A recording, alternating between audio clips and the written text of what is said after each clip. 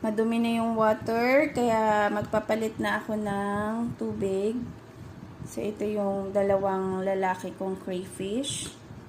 Yan. Medyo malaki tong isa kaysa dito sa isa maliit lang. So, ayan. Takpan natin. Tapos, ito naman yung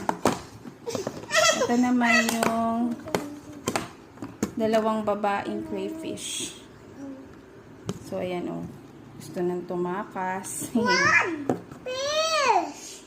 Wow! Ayan. Ayan yung dalawang babaeng crayfish. Ganito nakadumi yung tubig nila. Kaya kailangan na rin palitan. Ayan, nilinis ko na yung lagayan nila na box. Ibubuhos ko na yung panibagong water. Ayan guys, in-stock ko to ng